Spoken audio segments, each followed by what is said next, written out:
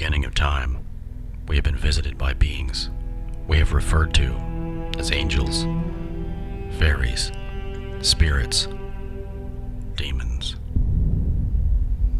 We have seen strange lights and crafts in our skies. Creature sightings, such as Bigfoot, the Mothman, the Jersey Devil, and others, continue to be reported year after year. What is it we're seeing out there? Is this phenomenon all connected? More importantly, is it a threat?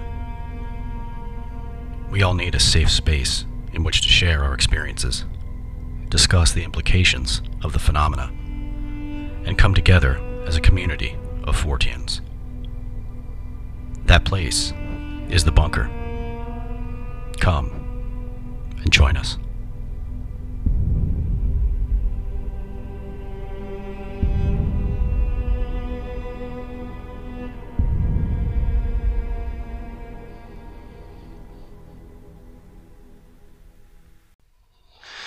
And welcome everyone back to the bunker.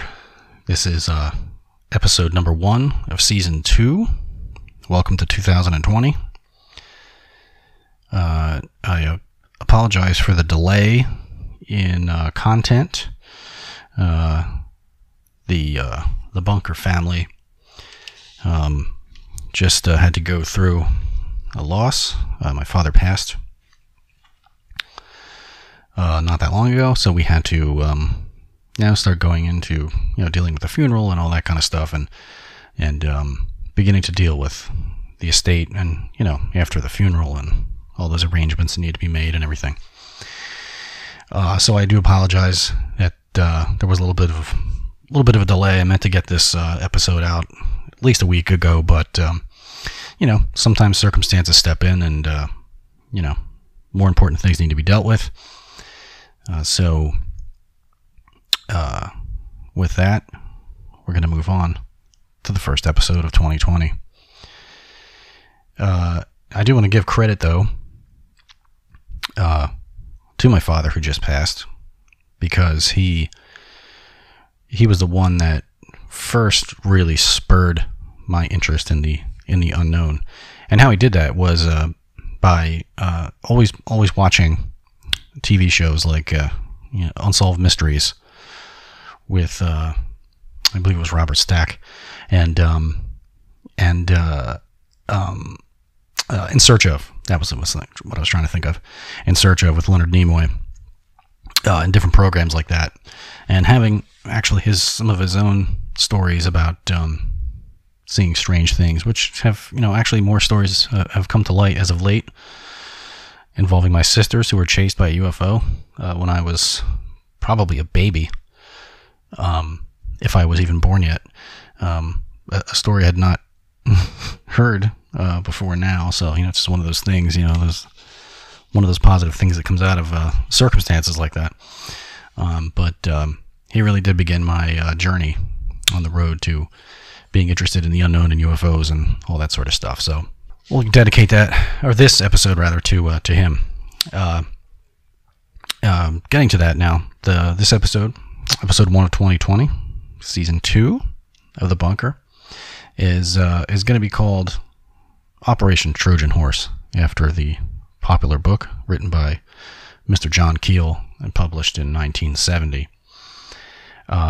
I took pretty extensive notes on this. Another reason why this episode was a little delayed was that once I delved into that book and decided that I would, make that a topic of this first episode, I really found myself so deep in the weeds that I had to kind of go back and backtrack a little bit and say, like, listen, I really need to outline this. And I usually do write an outline for each episode, but this almost became a thesis at this point. And you will hear me periodically flipping the pages in my notebook here, because I made an expansive outline for this episode, because there is just so much material. If you've read this book, you'll know what I mean. This is probably the heaviest paranormal book that I have ever read. Had I known where I was going to end up before I started on this, I probably, in all honesty, would have decided on another topic. But you know what? I got into it, and I said, no, this is what we got to do. We got to hit the ground running in 2020, and this is how we're going to do it. So you're going to hear me flipping pages here because I'm going to stick pretty strictly to this outline, simply because I don't want to miss anything. There is so much material in this book.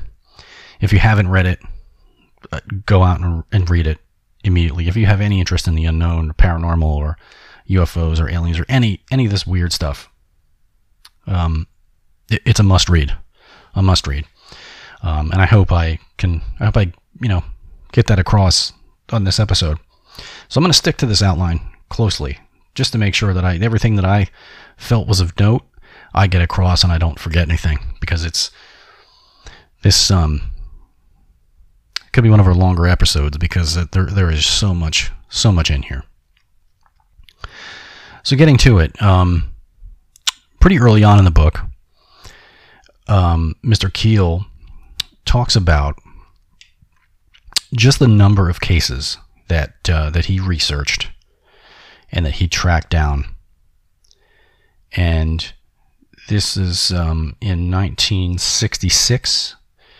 He tracked down about 10,000 different sightings and UFO reports, abductions, etc. And he compared that to the just over 1,000 reports allegedly received by the Air Force at around that same time. Now, he himself tracked down 10,000, so he felt that number was suspect. Either people weren't reporting anything, or most people weren't reporting this stuff to the Air Force because they didn't trust the Air Force. That's a possibility. A lot of people did have a mistrust of the government and the Air Force, especially in the 1960s. So that could be a factor. I feel that sometimes he suspected that they kind of cooked their books a little bit and really manipulated the numbers in some of these reports, but that's up for debate. A lot of the things in the report that he did agree with as well. So he was fair in his assessment, at least. He was just he was suspicious of their number just because of the number of cases that came across his desk in the same time, which is like 10 times as many. So what I thought interesting, though, right off the bat, was that once he started compiling these reports, the first thing he wanted to do was look for patterns, which is the first thing you really want to look for as a researcher, and that's what he did. He discovered that most sightings, which in his study was 20.5% of the sightings, occurred on Wednesdays and between the hours of 8 and 11 p.m. And now that's during like a flap of sightings. So when there's a big group of sightings in a specific area, most of them statistically took place on a Wednesday evening between 8 and 11 p.m. Strange. So that's something that right off the bat that kind of jumped out at me. I thought was really, really interesting. But something else that he noticed, and this began to build his theory about how he really felt about most of the UFO sightings. And one of the things that jumped out at him is that most sightings in total consisted mainly of soft sightings. And what he means by that is primarily luminous objects, orbs, or lights that had certain characteristics. They're transparent, translucent. They would change size and or shape. They would appear and disappear instantly, seemingly. He found that sightings of solid objects were extremely, extremely rare, and the bulk of the sightings that people reported were lights that could be just energy or a transmission of energy. He called these soft sightings because it wasn't of something structural. There was no nuts and bolts flying saucer seen. These structured crafts were reported, but very, very rarely. Once he started looking into this, he he discovered that there were other people, even very, very early on in the UFO craze, that actually discovered the same thing. And there was a Dr. Meade Lane who conducted his own study from 1947 to 1950, where he looked at contactee reports. And he also, as Keel points out, addressed that the paraphysical and the parapsychological elements of the phenomenon. How did it affect the people that witnessed the stuff? But what Keel discovered is that unfortunately the majority of UFO believers adopted this ET hypothesis. They automatically rejected his theories and just continued to look for nuts and bolts craft from another planet, instead of really looking into the possibility that these things were some sort of energy. And Keel was surprised by this, as was Dr. Lane, because the reports where a structured craft is seen is extremely rare, and the vast majority of sightings are soft sightings. And, Dr. Lane and Mr. Keel thought that the best way to get to the bottom of this UFO phenomena was to speak to the people who saw these things or who were contacted. John Keel began to run into multiple people that came across and had the same theory about the phenomenon. Arthur C. Clarke in 1953.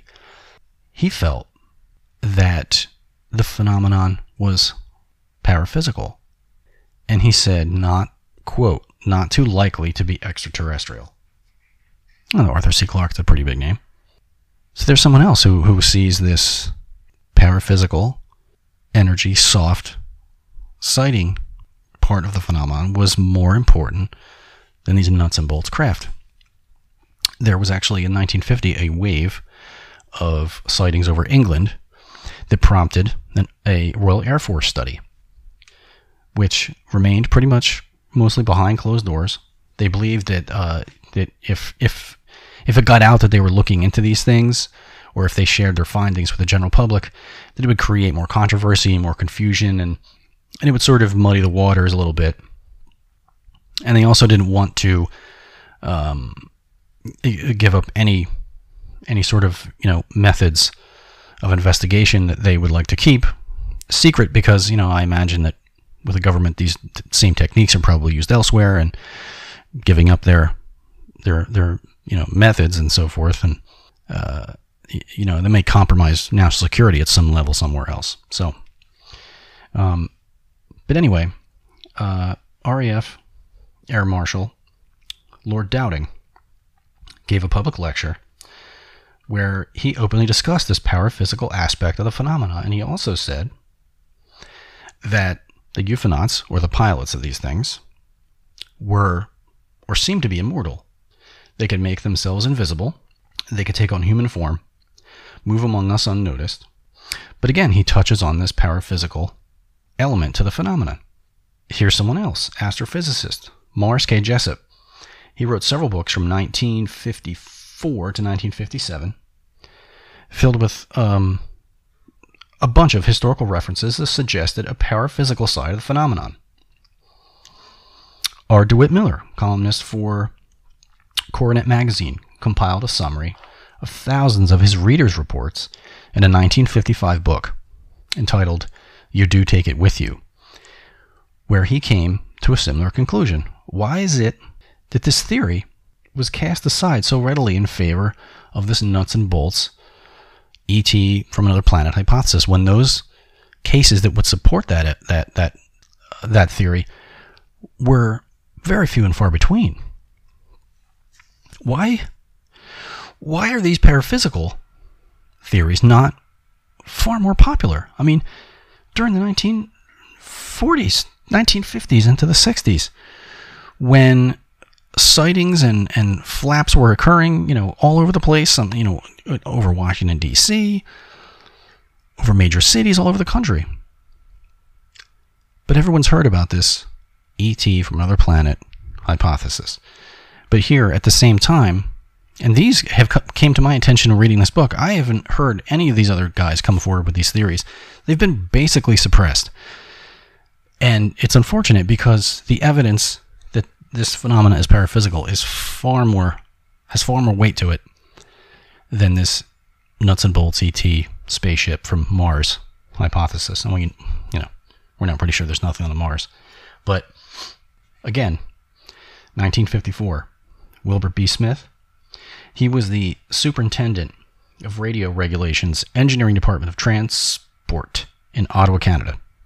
He became the head of Project Magnet, which was a sort of, Keel describes it as a semi-official UFO study. Smith, he soon realized that the quickest way to figure out, this issue, get to the bottom of it, was to study the contactees. Again, makes the most sense. Keel also felt this way. I also agree with that. The entities, through reports and info given to the contactees, would convey important scientific information that Wilbur Smith could then take and sort of test in his laboratory. So he worked on this UFO phenomenon issue. In 1958, he commented, quote, "I began for the first time in my life to realize the basic oneness of the universe, science, philosophy, and all that is in it." He goes on to say, "A substance and energy are all facets of the same jewel, and before any one facet can be appreciated, the form of the jewel itself must be perceived." End quote. Now, here's another gentleman that was looking at this phenomena, but looking at it big picture, the way Keel does, and taking in all of the facets, all the pieces of information that contactees give, not just the ones that are convenient for your theory. And when you do that, most of the material, most of the evidence that is reported points to the paraphysical nature of this phenomena, at least for the most part. The nuts and bolts crafts are there. They're seen sometimes, but far less often than these luminous orbs or energy. And we'll get into a little bit later the physical effects of these contactees, and that would also further suggest that this stuff is energy, or these crafts are giving off this energy in the very least. Unfortunately, the works of Wilbur Smith are almost completely forgotten, unpublished. I have heard his name mentioned here and there, but these are, again, like in the formative years of the UFO phenomenon, all these gentlemen are coming forward and giving these theories about the soft nature of these sightings, and this, to this day, is pretty much ignored. Now, we'll move on. Bryant Reeve, from 1953 to 1954, began the study of UFOs by interviewing witnesses and contactees. He approached the problem from an ET, nuts and bolts viewpoint. But after touring the U.S. and speaking to many contactees, he came to, again, a similar conclusion. He published The Advent of the Cosmic Viewpoint in 1965, where he concluded that the UFO sightings themselves were totally irrelevant, but was just merely part of the larger paraphysical phenomenon. There's that word again. Here's another name for you, Kenneth Arnold, the gentleman that saw the very first ever group of flying saucers and really sort of coined that term. He witnessed those in 1947. After witnessing them, he became interested in the topic, obviously, and began looking into it for himself. He also came to the belief that these crafts were living energy. And again, if the vast majority of sightings are of a soft nature and not nuts and bolts crafts, then these, think about it, this soft light seemed to be able to hypnotize us, make us lose time, move us, people, even our vehicles, over vast distances with all this lost time and distance without having any knowledge how we got there. We lose complete control over the situation, all consciousness, seemingly.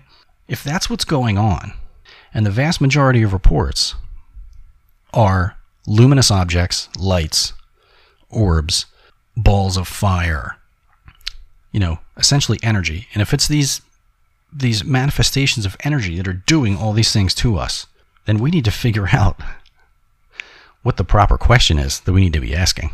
Because if we can't figure out what the proper question is, we're sure as hell never going to get to the right answer. And that's really the thesis of John Keel's book, Operation Trojan Horse. He believed that these lights, this energy, as well as the manifestations of angels and demons and fairies and all these other quote-unquote higher beings or luminous beings are all sort of part of the same phenomena. He thought that all those things are connected and that these beings have always been here and have always been manipulating us, controlling the narrative and the story of the human experience, and that it's all connected. And that there are, perhaps, he theorizes, some good beings out there and some bad beings out there. Some of them manipulate us for good, to help us, and are, of some benevolent nature, and some not so much. But that's all the same thing. And we'll get into a little bit later on just why he thinks that.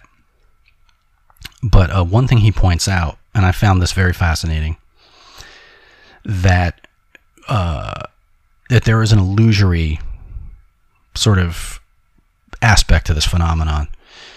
And he believed that we only perceive these lights, crafts, beings, all that stuff, only sometimes, seemingly when they want us to view them or witness them, like they're putting on a show for us almost.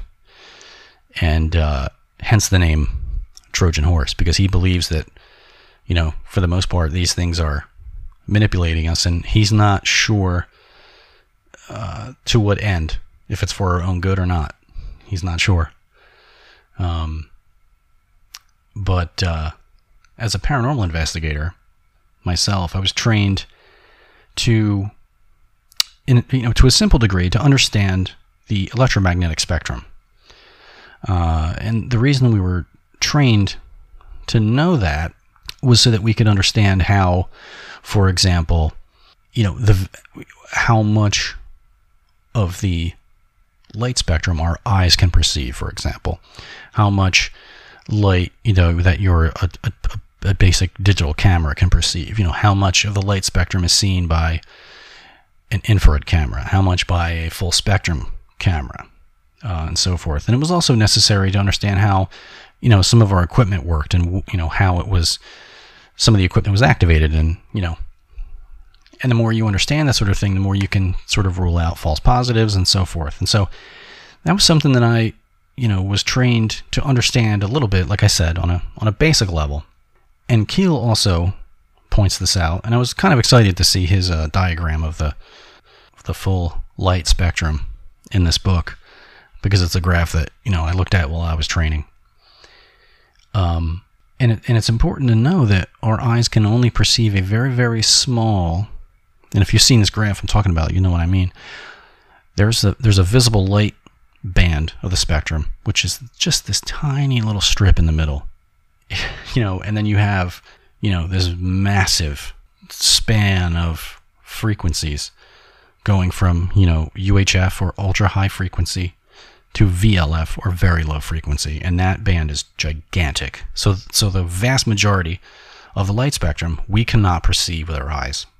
And to quote Keel, "I now believe that the UFO phenomenon is primarily electromagnetic in origin, and that it possesses the ability to adjust beams of electromagnetic energy to any given frequency, ranging from UHF to VLF, ultra high frequency to very low frequency."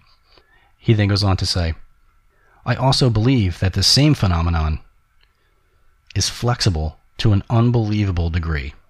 And I'm glad he points this out, because this would suggest that, perhaps these things are always around. They could be around us all the time, just at a different frequency that we can perceive, and we would never know they're there. How many cases have you heard of objects or lights, or both, seen in the sky, slowly hovering over someone's house, or their place of work, or over a field, or over the beach, and no sound is heard? So now think about that. If you just take away the visual, just raise the frequency of that energy, either very high or very low, now you have something that's completely silent and invisible. And this is something he felt very strongly about. And this is why Keel claims that these beings, crafts, all the above, are mostly invisible, but at times they become visible by just adjusting its frequency, allowing us to see it.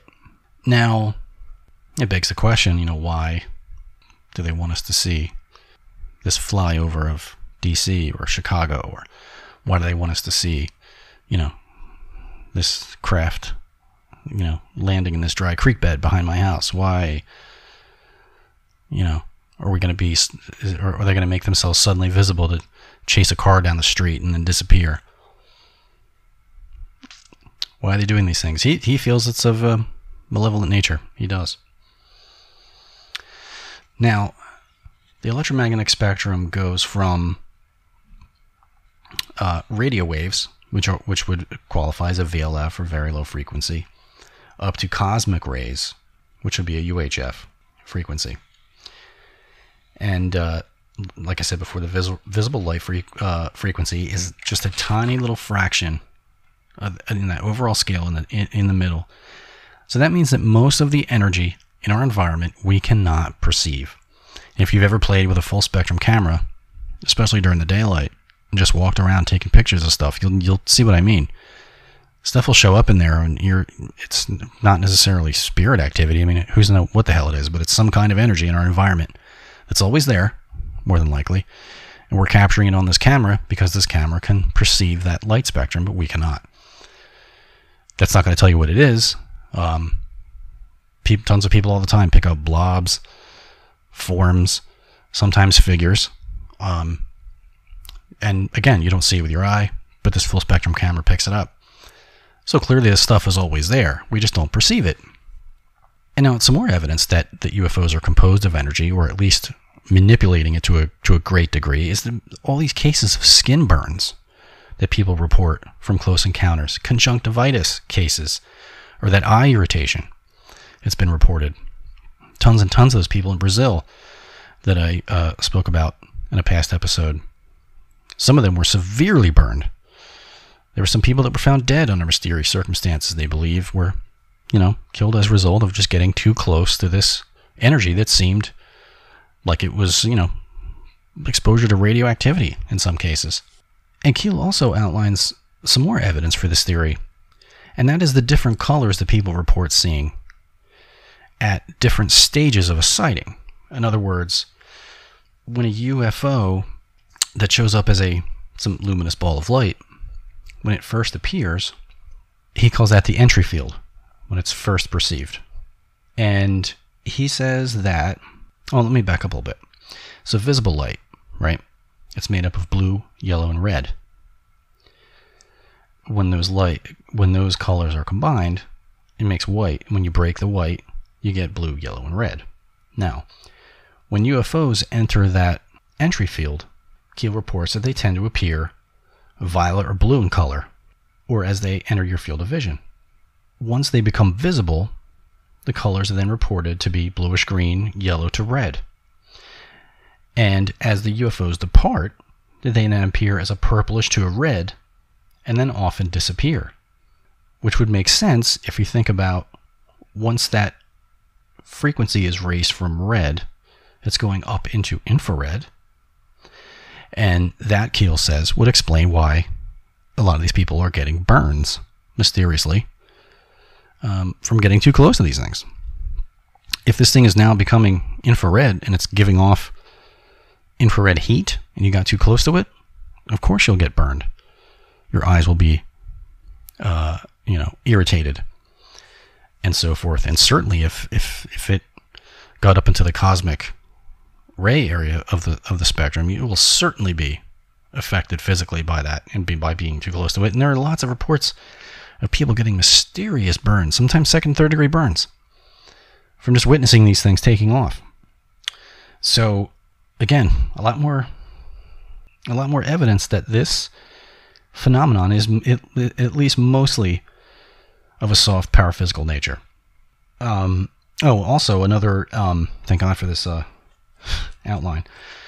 Another evidence that that these things are manipulating the energy spectrum is the countless reports, not so much anymore because they don't use them anymore, but think of the decades after decades of reports of people having their radios in their car cut out and then their vehicle stalling.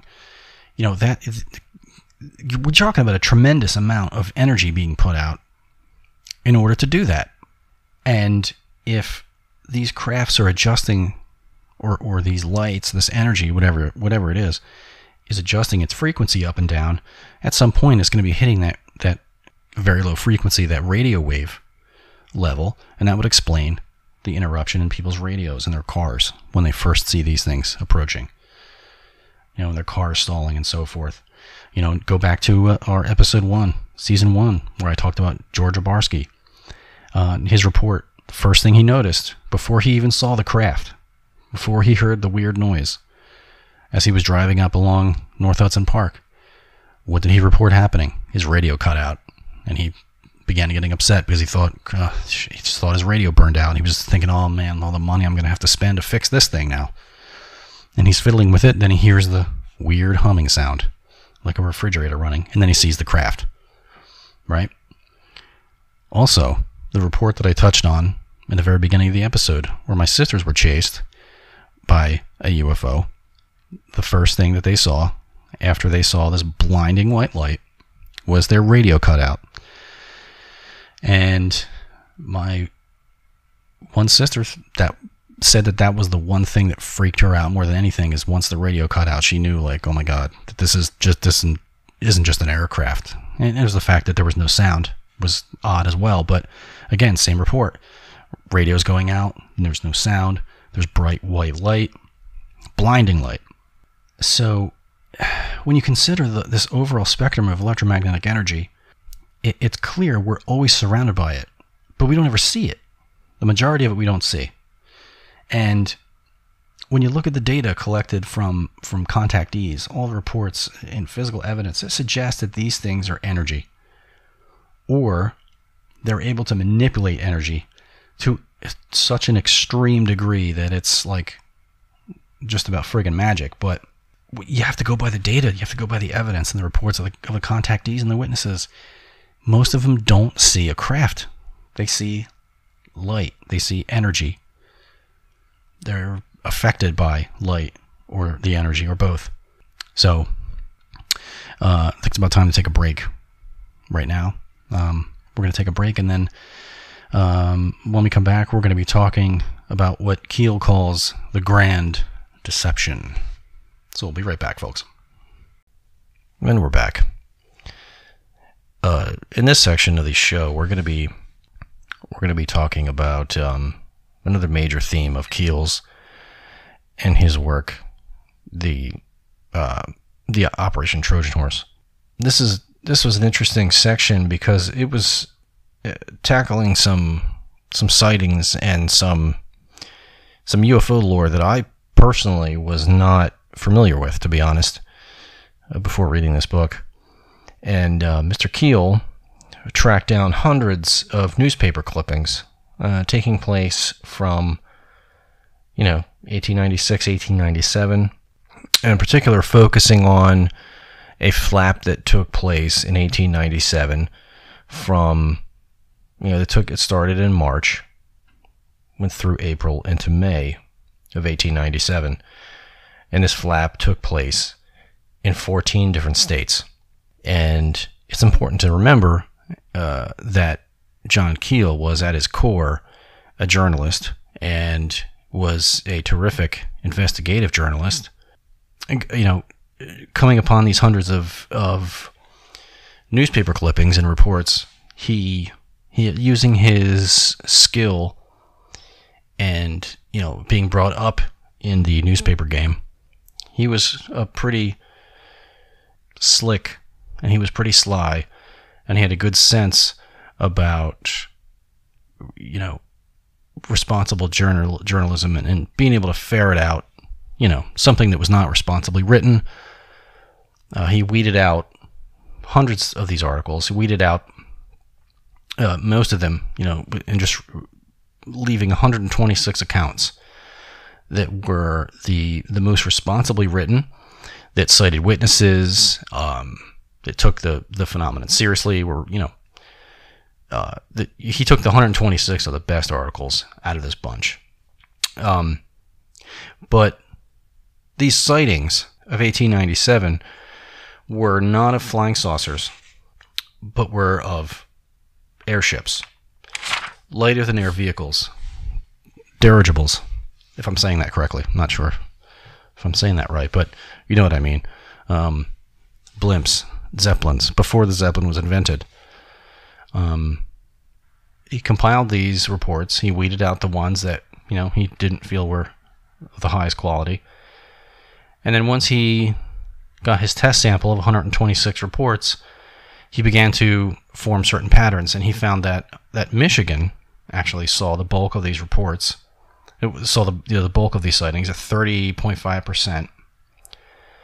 And in April of that year, one flew over the city of Chicago, actually with thousands of people all report seeing it. Now, it's important to keep in mind that during this flap of airship sightings, there were still sightings of strange lights in the sky being seen, just like they're seen today. Same thing. All the while that these airship sightings were sort of taking the forefront of the media coverage, newspaper articles, all the focus was on these airship sightings, but all the while these lights are still happening. The same odd lights that we see in the sky to this day were still being seen then. And Keel discovered that when people reported seeing not lights, not soft sightings, but actual solid objects, when they saw objects, they reported seeing cigar-shaped objects or dark forms with often with searchlights attached to them, which there's still reports of spotlights and bright, blinding spotlights seen from UFOs to this day. It's interesting that was just part of the phenomenon, but not from flying saucers. They were attached at this time to airships. But the reports of lights in the sky back then, like I said, were the exact same reports that are filed to this day. Bright lights with colored lights around them, moving in an erratic manner, but seemingly intelligently controlled. All still going on while these airships were seen all over the place. Now, during this flap period of 1897, there are some reports by seriously reputable people that met with the pilots of these crafts and who related some interesting details to the contactees or the witnesses to these crafts. And a couple consistent details that were relayed to all these folks were that these airships, they're presented as a singular. So each individual person was witnessing an airship, and they were told that this airship was a recent invention that would soon be given to the world. It was going to be available to everyone soon. It was going to be everywhere. It's going to be the new rage soon. In some cases, there were stories of current events related to the contactees. And a consistent one that actually came up a couple of times, just in this book alone, was these euphonauts, or these airship pilots, reported being aware of the trouble that was brewing in Cuba that would later lead to the Spanish-American War. And they expressed their desire to use these airships to drive out the Spanish, from Cuba. And, addressing actual real-world events that were taking place, hundreds of miles from where these things were seen. I mean, these things were seen all over the Midwest.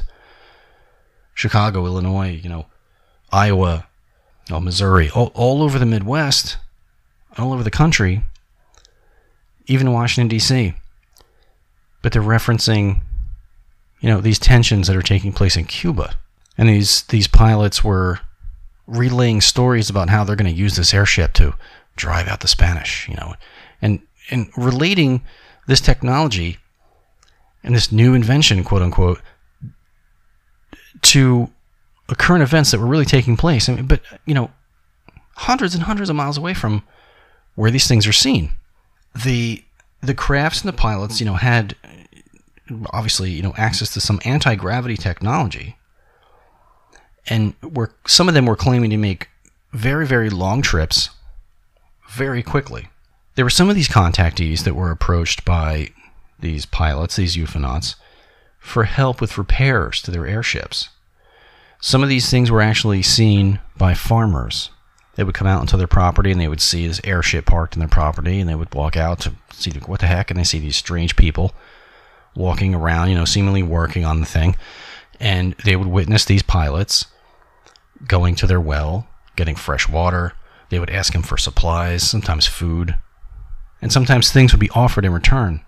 And what's really odd, and we'll get to why this is significant in a minute, but in November of 1896, just a few months before this big flap took place, a prominent attorney in San Francisco was visited by a man who claimed to be the inventor who invented this airship, and he was looking for a patent.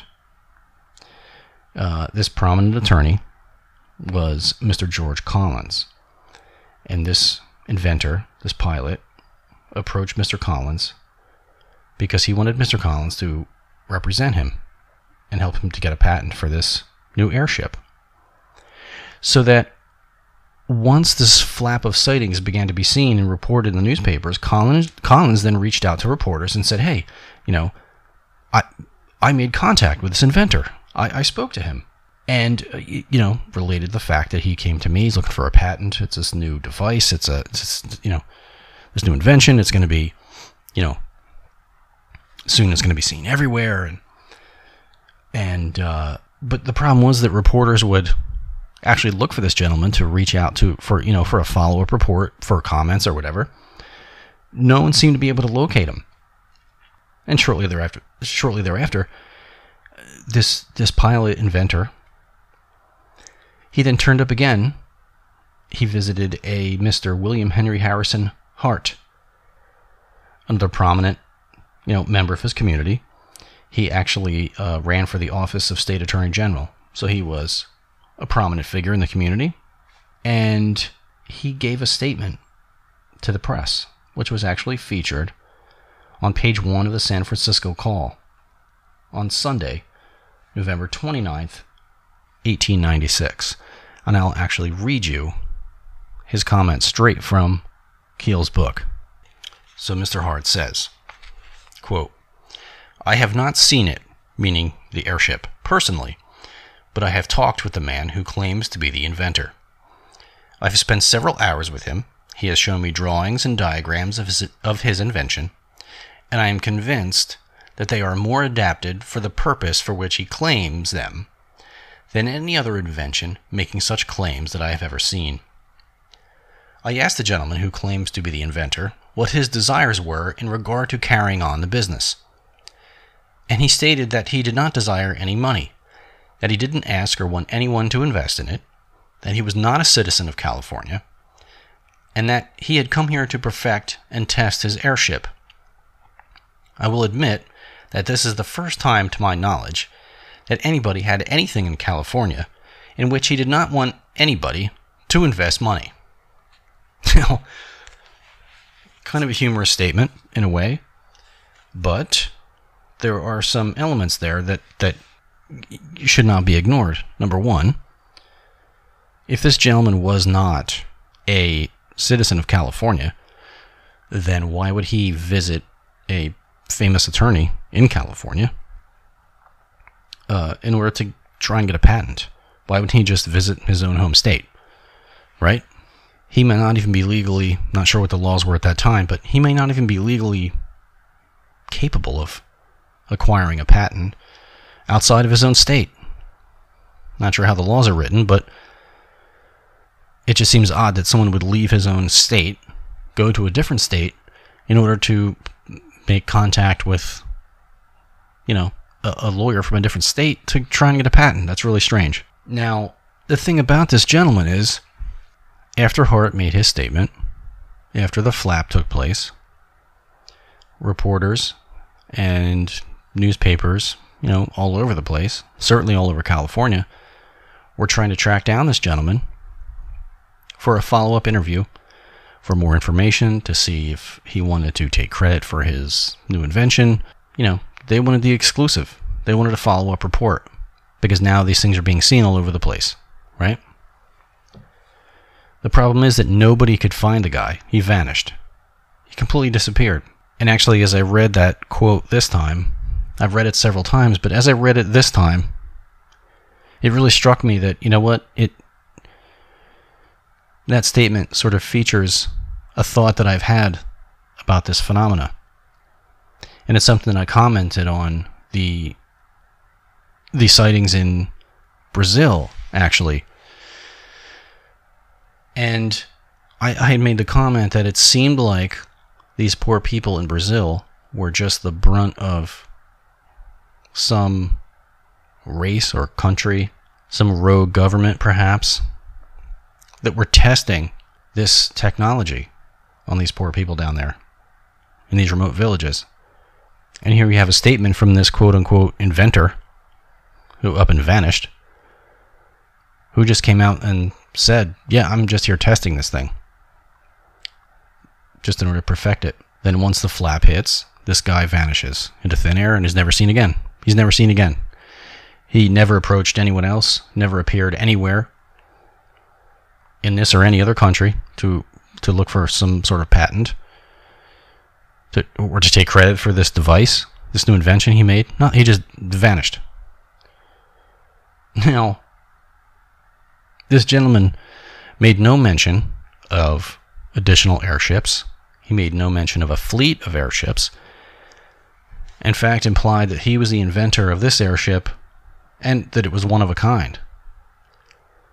But there's a problem with that, because during this flap of sightings, there were 7 scattered sightings in 7 different scattered towns of Michigan.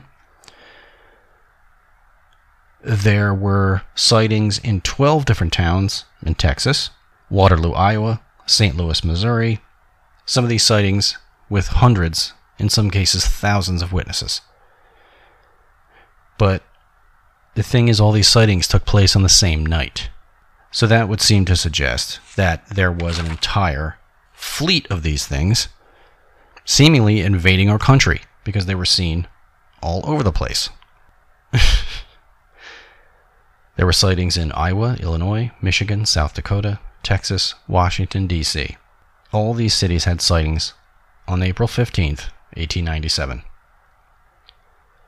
And again, Keel provides some statistics on these sightings, and he states that 25% were reported at 9 p.m., 20% at 8 p.m., 20% at 10 p.m., 15% at midnight, and where most of the landings were witnessed, they took place at 11 p.m. or later. Now, I don't know about you, but that seems to say to me that if you can make such a distinct pattern out of all of these sightings seen in all of these cities across the country, and they're all consistently falling into this pattern, that seems to suggest on some level it's coordinated. And Keel points out that this pattern still holds true with a lot of sightings into the modern era, at least up into the 60s and 70s. But you know what? Somebody was flying over our country in 1897, and he points out that they were seemingly paying close attention to special isolated areas. The sightings were documented and can be plotted following straight lines over several towns, at the end of which a landing was reported.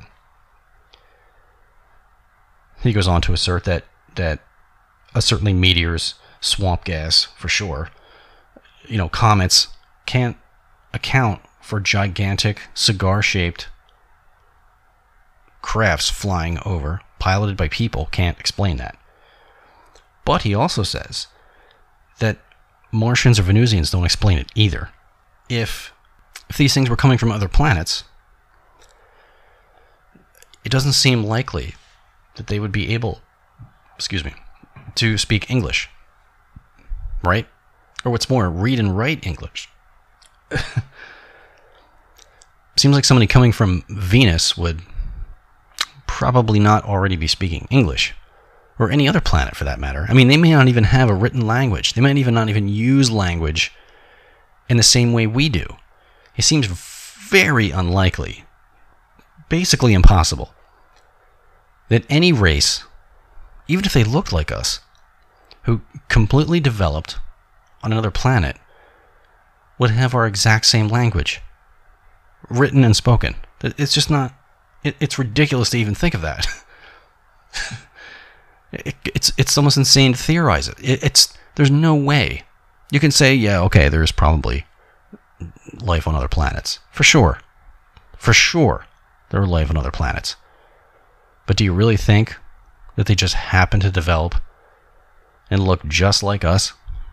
Speak English, read and write English? Come on. It's ridiculous. Another alarming thing is that these euphonauts relayed info to the contactees that proved to be true, like the details about the Cuba conflict that I mentioned earlier. That was happening at that time. Most people in the country had no idea what was going on. There may be occasional news reports about it. Maybe, I'm not really sure, but I would struggle to think that most people had any clue that was going on, but it was happening. And that was referenced by some of these pilots. Some of the details that were relayed to people by the contactees, almost seemed to be prophetic sometimes. But then there's also cases where details were given that were contradictory. Details that didn't wash with the sighting over here, or the sighting down the road, or in the next town, or in the next state. And Keel says that this was by design. He called it, essentially, psychological warfare. And this was done by design to hide their true intentions by breeding confusion, ridicule, and disbelief. Let's go back to the details that those two prominent individuals who were approached by this inventor. Mr. Collins understood by his conversation with this gentleman that his device operated on compressed air. Now keep in mind, if you're going to use compressed air for a lighter than air craft, that's highly improbable, because especially at that time, it would require gigantic tanks. And although, as Keel points out, compressed air was a favorite of inventors at this time, it was very impractical and was light years away from being able to be utilized like that. And actually, I'm pretty sure the only application that we ever used compressed air in an effective way for was for torpedoes, because these things were traveling a short distance and were disposable. It's highly unlikely, and at this time was impossible, for anyone to have gigantic tanks for use for compressed air to somehow propel a lighter than air craft through the air with heavy tanks and machines and pumps and so forth. All very heavy, all very impractical. So that's how Mr. Collins understood it. Well, Mr. Hart understood after his conversations and after seeing the diagrams and schematics that this machine operated on gas and electricity. Now, I mentioned that compressed air was impractical, but gas and steam engines at that time were extremely primitive, extremely heavy, not efficient enough at all to propel a craft through the air. So both sets of details these gentlemen were given to explain how these things worked, and neither one of them could work. Neither one of them could work. There's actually a summary of this mystery inventor It appears in the book The Mysteries of the Skies, UFOs in Perspective, by Gordon Lohr and Harold Deneau Jr. And Keel looked at this summary, reviewed the evidence and the newspaper clippings, and also reports compiled by UFO historian Lucius Farish. And he theorized that this inventor actually had prior knowledge of this flap that was to come in just a few months' time. And that he showed himself to a few prominent people that were respected in the community, that he knew would spread the story for him ahead of this flap to get that narrative out there, to get ahead of the story and to put it into the common societal consciousness that this, upcoming sightings of crafts, whatever the hell they were some invention. It wasn't an invasion. It wasn't some alien race. It wasn't some bizarre ultra-terrestrials, as Keel claims, but it was just an inventor, just bringing a new invention to the world, and they're just flying around, just testing it. And John Keel, actually has identified this same dynamic taking place, not only in these, airship sightings of 1897, not only in the UFO sightings that would follow in the 1940s up through the 1970s and 80s up to the present time, but also in ancient religious and occult lore. And he called this dynamic, he referred to that dynamic as the press/agent game. And this game, he claims, like I mentioned before, has been repeated for thousands of years. And then I'm going to get his book out again. I'm going to read another quote referring to this press-agent game. And he just puts it so eloquently, I figured I'm just going to read it. And here Keel writes, page 100. Striking examples of the press-agent game can be found in the religious and occult lore going back thousands of years. Weeks before the birth of Christ, 3 dark-skinned men with oriental features arrived in King Herod's court. Again, a prominent figure. They were obviously men of wealth and breeding, just like our mystery inventor, who appeared very rich, very well-to-do. The various records say that they generated great excitement with their revelation that a very special child would soon be born somewhere in Judea.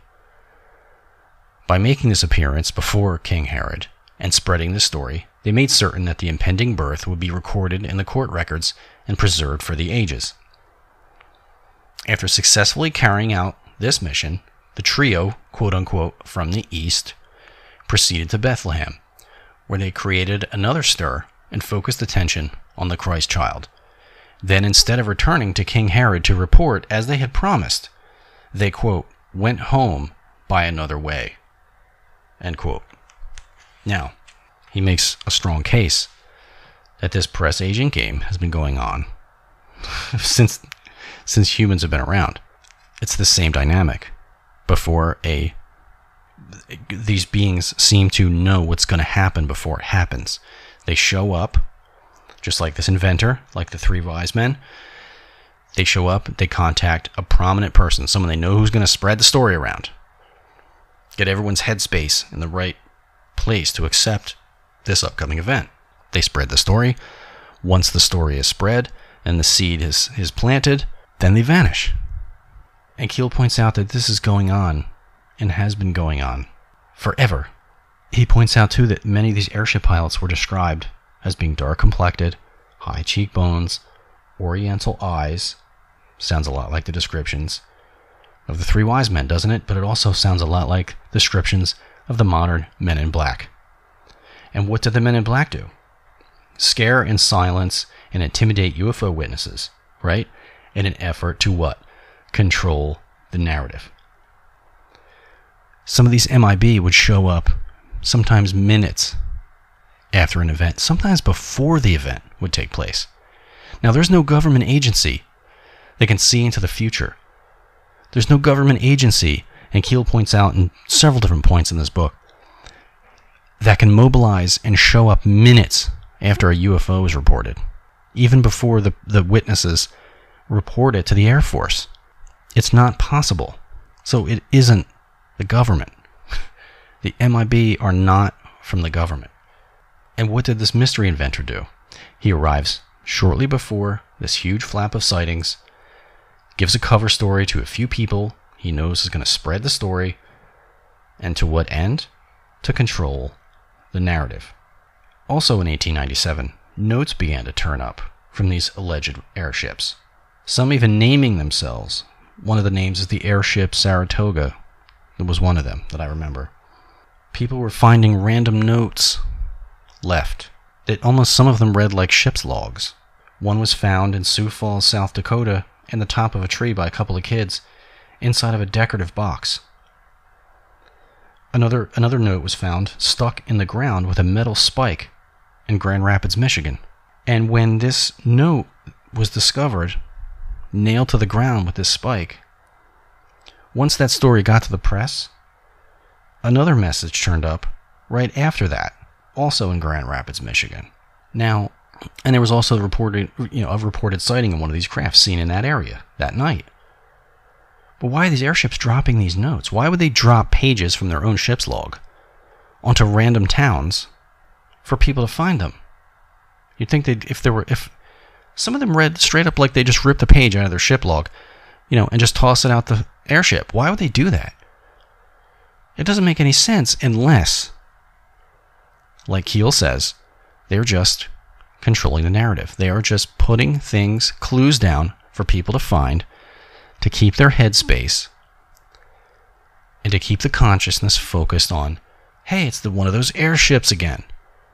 Now keep in mind, these cigar-shaped crafts are still seen to this day. They're still reported. And that's what was being reported in the 1890s. But thanks to this mystery inventor, when one of these things was witnessed, what did everyone say? Oh, there's one of those airships. There's even some reports of anchors being dragged behind these things, and them being, the anchors would get hooked on something, a tree or a building. Someone would slide down the rope and cut the rope, and they would leave the anchor behind. And some of these things, some places save these things for ages because it came from one of these airships. But why would they do that? I struggle to find a reason why they would do these things, especially leaving these notes around, unless they're controlling the narrative. Keel feels that there are no extraterrestrials visiting us, but they are in fact ultra-terrestrials, meaning that they're beings from the spectrum. They're from here, another dimension that's sort of layered upon ours, that's just out of reach. It's just around us. Think back to the electromagnetic spectrum I pointed out in the first segment. We are surrounded by energy, 99% of which we can't see ever. And if these beings are made up of this energy, or can manipulate that energy, they can literally just perpetually be invisible and never be seen if they don't wish to be seen. And they will only be seen when they want us to see them. Kind of unnerving, but just follow me on this one. The ultra-terrestrial hypothesis that Keel points out. These beings coming from another dimension, manipulating the electromagnetic spectrum, makes a lot of sense also when you consider all the physical effects that are left for the contactees to deal with. Chemical burns, radioactive looking burns, conjunctivitis, sickness that seems to come from nowhere after getting too close to these things. All sounds like, in some cases, radiation sickness, exposure to high levels of cosmic rays, which are those ultra high frequencies. Can you believe that these UTs or ultra-terrestrials have some nefarious intentions in mind? And they chose in the 1890s, in this context, to use something that would not rouse suspicion. They could run about, keep tabs on us, whatever they're doing. Who knows? I mean, what their actual intentions are, is anyone's guess. But they chose to appear in these lighter-than-air crafts because that was a technology that was not that far removed from what we actually had. It was not that long after this flap took place that Count Zeppelin flew his first airship, and then we moved on to other things from there. But that's not that distant. That technology was not so far-fetched to rouse suspicion. There were images of these airships in magazines, in books, here in the States. But we know that there weren't any in the air. So you can't explain all these sightings away, with swamp gas and meteors and the planet Venus. You can't explain it away by misidentification of aircraft, because there were no aircraft flying in the air. There was none. There were no planes flying. So when these people saw a cigar-shaped craft floating silently in the sky, that's what they saw. There's no other aircraft that they could have mistaken that for. And I think that, and Keel thinks, that these ultra-terrestrials chose these airships as a guise for that point in time to appear, so as not to rouse too much suspicion. He points out, too, that there were a few different types of people that were seen piloting these things, or were working as crews on these airships. The ones that looked more human-like were the ones that would make contact with the witnesses, ask for supplies, or ask for tools, or repairs, or food. But there were some beings that looked less human, that looked stranger, and there were some reports that when these would be accidentally witnessed, they would run and hide, duck behind, run and jump onto the ship, duck behind, the railing of the ship so as not to be seen. Now, what were these things? They just made a strong attempt to avoid detection when they were accidentally discovered, either on their property or seen on the side of a ship, the airship, or whatever. So what were they? But what's, again, more unnerving is these pilots and crews seem to know a great deal about us, about current events. They can read and write our language. And as I pointed out, someone from another planet would not be able to do that. But in order to lay a good cover story down, these pilots would land in some random remote areas, contact a few people, spread the word, drop some notes here and there to help back up the story.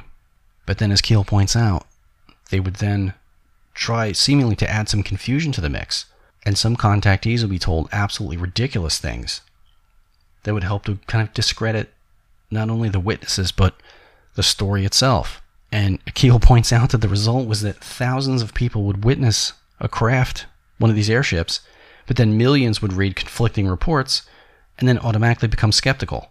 It's almost as if these pilots would use the cover story, but the cover story would have a short fuse on it, and they would use it for a short period of time, knowing that they would have to very quickly discredit the story, so that the cover story would last just a very short, finite period of time, as long as they needed it, and then once they no longer needed the cover story, they would begin spreading disinformation, and then the story is bunk. On July 2nd, 1900, Count Zeppelin flew his actual physical airship 3.5 miles at 18 miles per hour before suffering a mechanical failure and had to land.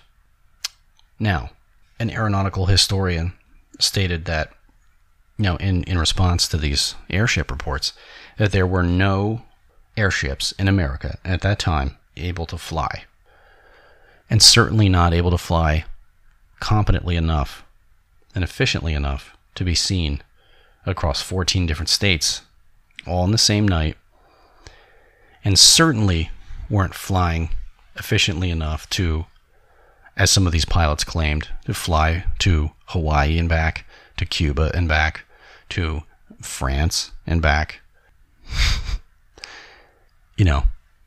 And in 1900, and the actual human technology of airships was able to fly 3.5 miles, very slow speed, and then was forced to land due to mechanical failure, because it was in its infancy at that point. And then, fast forward a few years and a few decades, and, you have the Hindenburg flying across the ocean, leaving Europe and crashing not too far from here in Lakehurst, New Jersey, where actually my grandfather was present for. Now, still decades later, that technology was not perfected. So it makes you wonder, and that will actually lead us into our next section of the show, in our final clip, where Keel and I will relate from Keel his theory of the cosmic trickster, and how this is a phenomenon that's been going on since humans have been around. So we'll take a quick break, and we'll be right back with our final segment on cosmic tricksters. And we are back.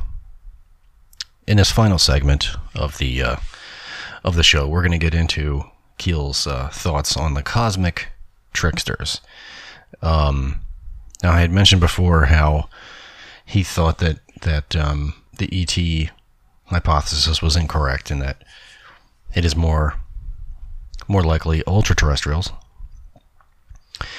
And he applied this to paranormal activity. He applied it to UFO activity, and he also found that the same pattern of behavior has always been here. Has always been interacting with people since the beginning of time. And he sees the same pattern reflected in religious lore, activity of angels, demons, fairies, or you could say more generally just supernatural beings. But Keel argues that none of these things are what they seem. Everyone has heard the stories of demons negatively affecting people. It's in the Bible. It's all over the place. It's still happening. There's still stories of possession and oppression that take place. But there seem to be, in those cases, like two primary factors. And that these beings, in the religious lore called angels and demons, have been in some kind of relationship with humans for ages, right? Both been in contact with humans, but but for very different reasons. And both of these groups, reading all the stories, seem to be fighting, for influence over people. You have the whole, the stories of Archangel slaying the demons, and the human becoming possessed and then having to come in, call on the power of God to draw out the demon, right? That's a pretty common dynamic that goes on. But Keel would say, okay, think about that. Now fast forward to the modern era and modern UFO reports. There's some of these stories, especially of abduction cases, where these same kind of stories are relayed to contactees or witnessed by contactees. And Keel implores us to ask, are we talking about the same exact beings since the beginning of time, in the Bible, pre-Bible, up to modern times? Angels, demons, UFOs, aliens, quote-unquote, are all these things the same beings? He thinks that they are. He makes a pretty strong case. I'm going to refer back to Operation Trojan Horse here, page 233, and I'm just going to read Keel's words again on this. And he writes here,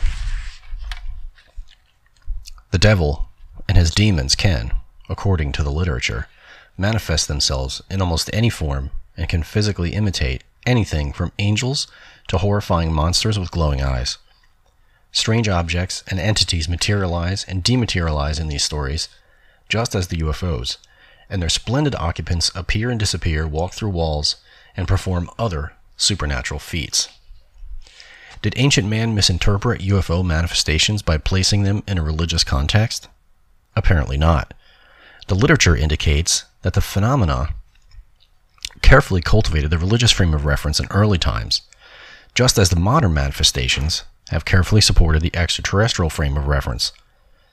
Operation Trojan Horse is merely the same old game in a new, updated guise.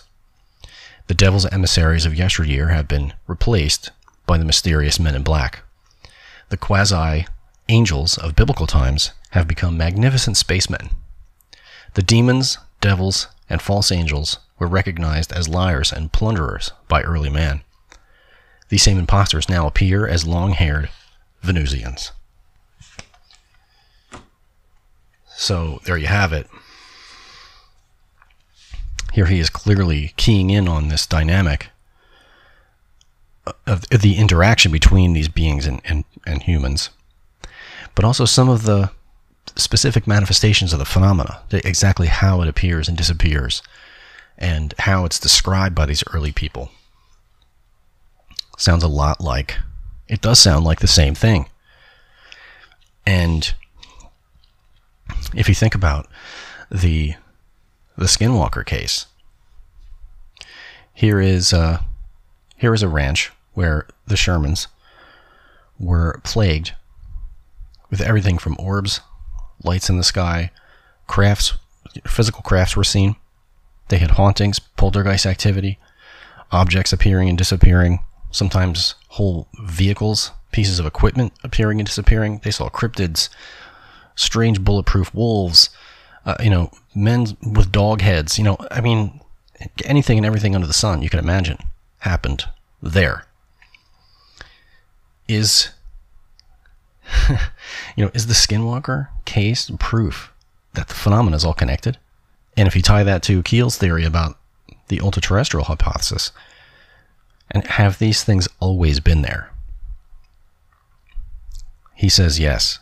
And the more of Keel's work I read, the more I'm convinced that there is something to it.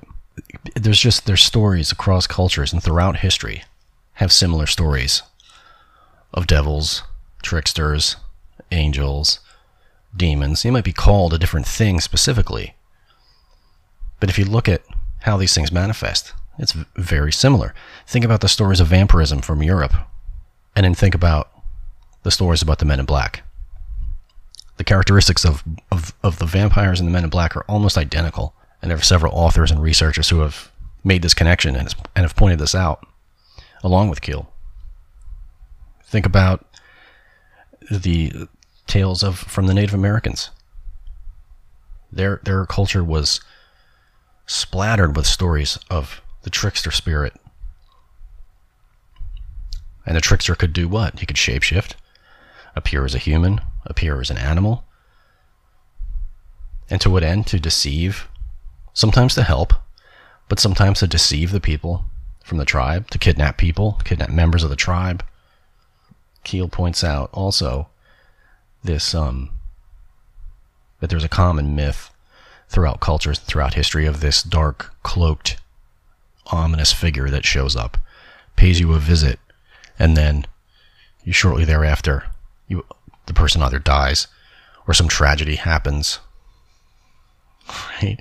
There you have the Grim Reaper myth, which also has a lot of elements, similar elements related to, Men in Black and vampires.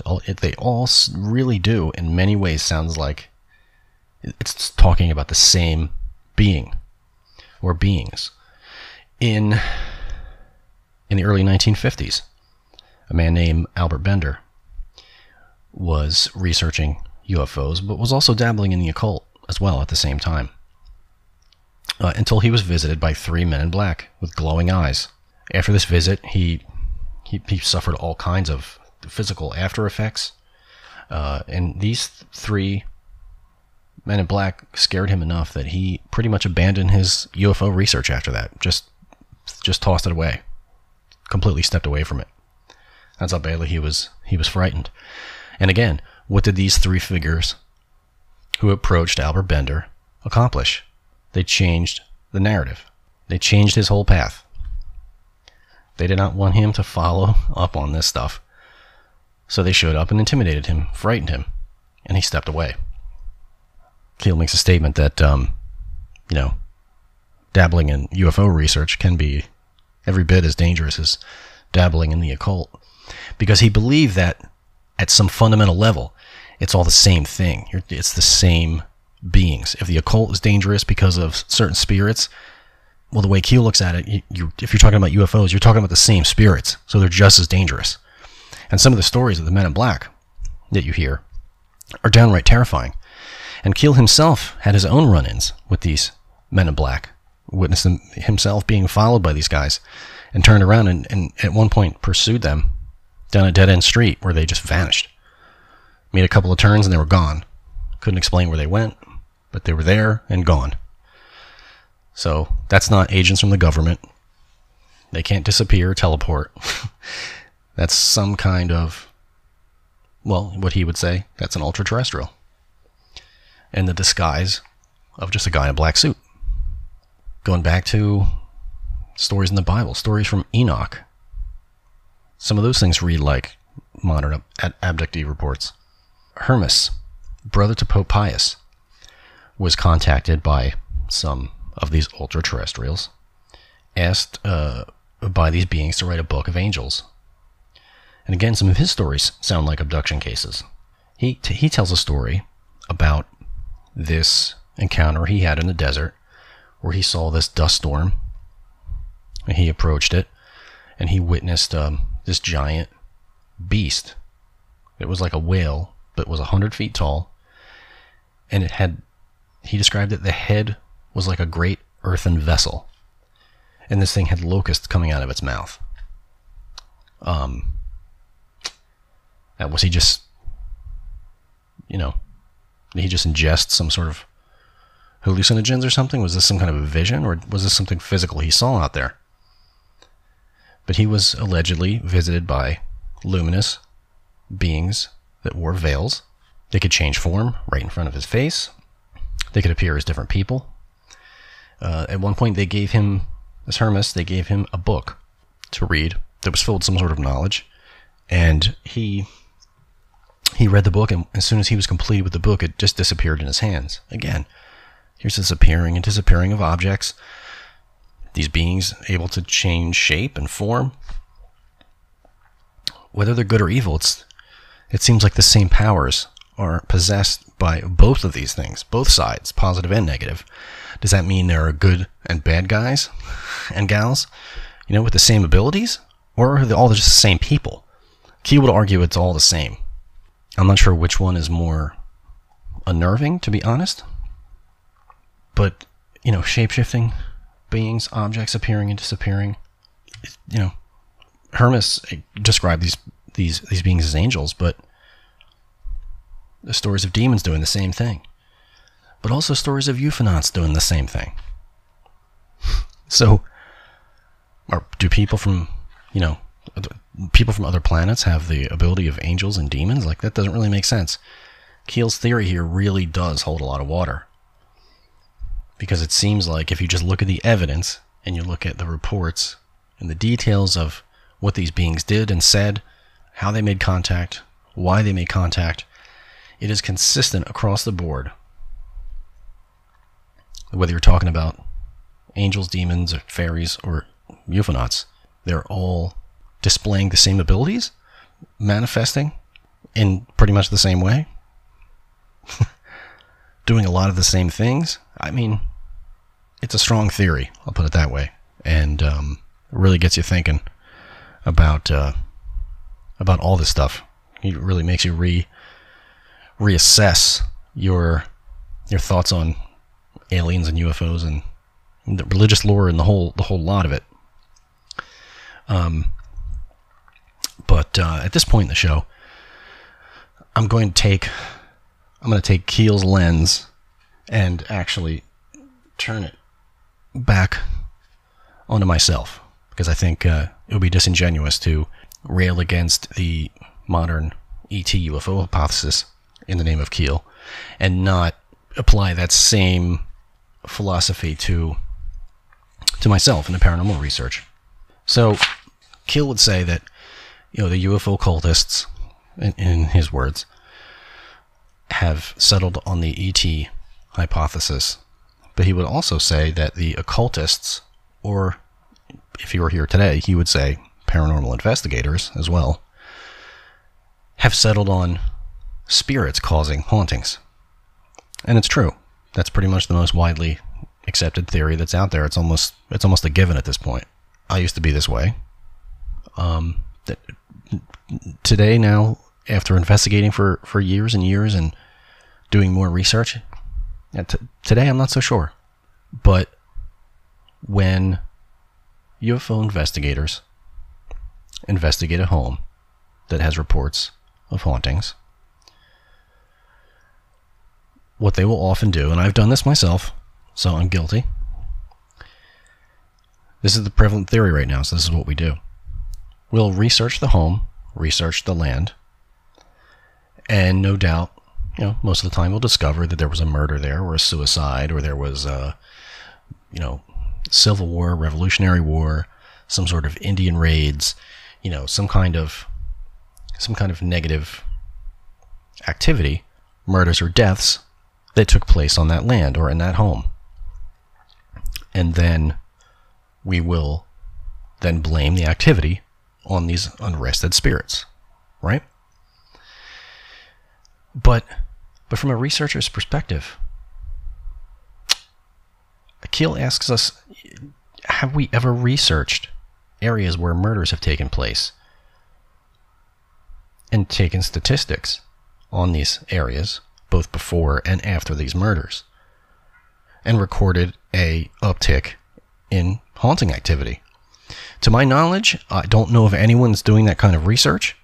If anyone that hears this has any evidence to the contrary, please share that with me. I would be fascinated to delve into that research, reach out to the person that's doing it, because I would really, really like to speak to that person. If there's a book out there that addresses this kind of thing, please share it with me. I would love to read it and do another whole episode on just that.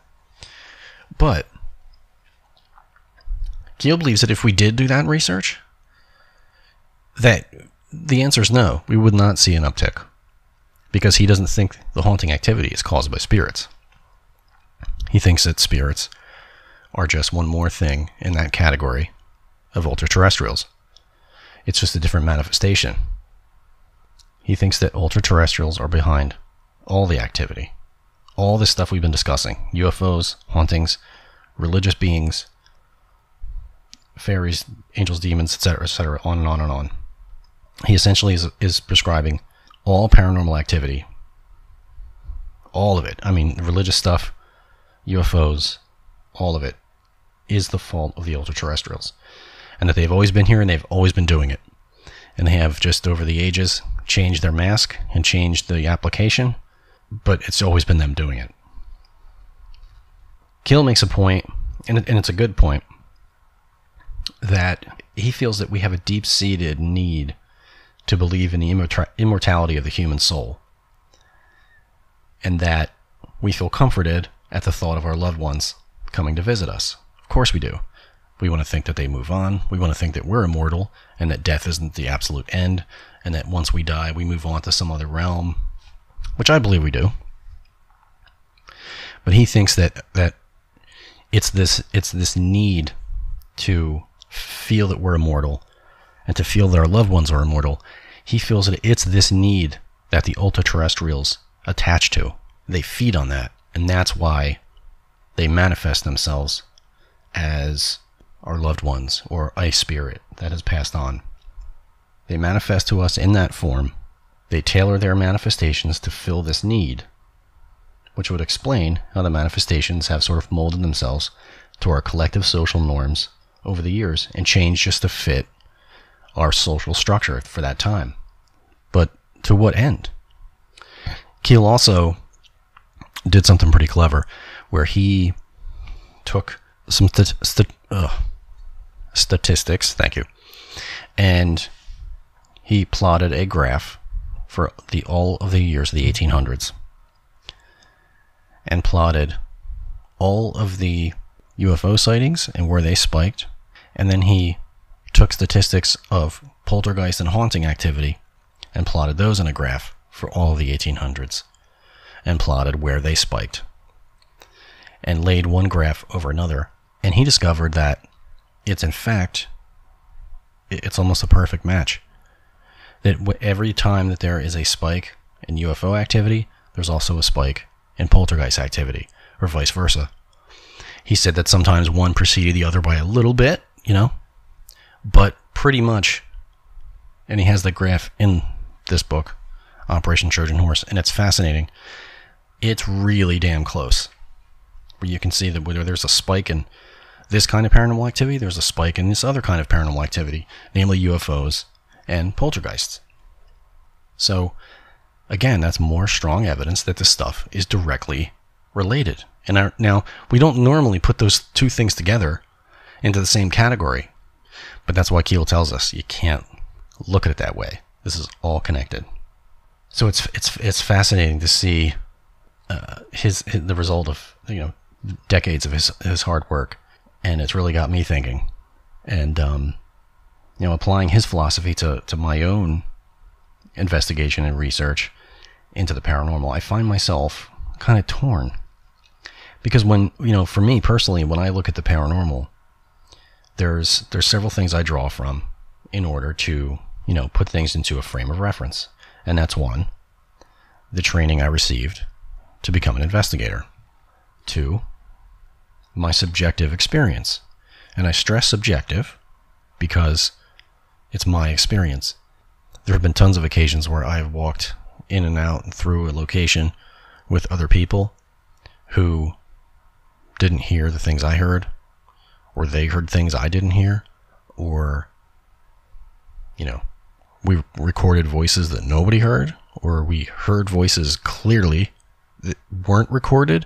I mean, there's every combination of that going on. So each person's experience really seems to be a little bit different when walking through a room. Of course, there's sometimes where you both see something move in a room, and you're both like, look, what the heck was that? You both look and see an orb light up a room. That happens too. But it's never 100% set in stone that everyone walking through a location experiences the same things, because it's often not. It's interesting. But there's also the data that we collect from our devices, the recordings we pick up, the equipment activations that we log, and also the reports from the clients, or the witnesses, you could say. Now, if you compile all these things, and at the end of the case, I think about it, even if I have 100% verification of the report from the client, I go to the location, I experience the same exact thing the client does. That's great to validate them. But even if I have that, even if it's backed up with recordings and equipment validations and direct answers to questions, even at the end of all that, which is rare, but even at the end of all that, we still don't know exactly who we're talking to. It's strong evidence to suggest that, XYZ, but it isn't definitive proof. And there are some that believe, that have been doing this a lot longer than me, that we will never have proof. And that could very well be the case. We might not be meant to have proof. It might be one of those things that just remains unexplained. Which is fine, because it's still fun to research and it's still fun to investigate, as long as it's done safely. But reading Keel's work, it really made me turn that lens on myself and think like, oh my God, wow. Yeah, I really need to keep a more open mind, because even with the most perfect investigation, with the most perfect evidence, still isn't definitive proof of exactly who or what it is we're talking to. And that's a little scary, because Keel believes that it's just, again, these ultra-terrestrials just kind of playing with us. And, you could say this is true of not only paranormal research, but UFO research, any research you actually do, any scientific endeavor you go into. And that's what researching and investigating is. It's a scientific endeavor. You're trying to prove or disprove something. And I personally have learned a lot by reading Keel's work I urge everyone listening to this to get as many of his books as you possibly can. He's famous for the Mothman Prophecies, which I'm going to read a little excerpt from in a second. But The Eighth Tower is a phenomenal book. It's written about these ultra-terrestrials. Operation Trojan Horse, of course. And there's other collected writings and stuff, but his outlook on this is fascinating, interesting, and makes you think and rethink how you think about it, if that makes sense. Thank you, Mr. Keel, for all your many, many years of hard work, all the books you have written, and your own journey into this high strangeness. Because, without it, we would be even more in the dark than we are now. We're still in the dark, but we'd be in the dark without a flashlight, I think, if it weren't for Keel. But yeah, I'm going to close the show with a quote from Mothman Prophecies by Mr. John Keel, page 22. And this is a quote that is about just the concept of belief itself. Here he writes, "Once you have established a belief, the phenomenon adjusts its manifestations to support that belief and thereby escalate it. If you believe in the devil, he will surely come striding down your road one rainy night and ask to use your phone. If you believe that flying saucers are astronauts from another planet, they will begin landing and collecting rocks from your garden." So there he sort of puts very eloquently and very directly that you have to be careful how you look at this phenomena. Because as he discovered when he was investigating in Virginia, West Virginia, he discovered that once he started looking into the phenomena itself started looking into him. So if you're looking to get into this, start doing serious research. If you feel really drawn and passionate about this, I urge you to do it, but with a caveat. Because, and I have experienced this myself, when you start looking into this phenomena, it will become cognizant of you. It will turn its eye on you, and really bizarre things will happen. Just keep that in mind. And just a caution, if you're looking to get into this, by all means do it, but just know what you're getting into. And just be prepared for things to get extremely weird. Thank you for joining us in the bunker. I look forward to many more great episodes in 2020. Cheers, everyone.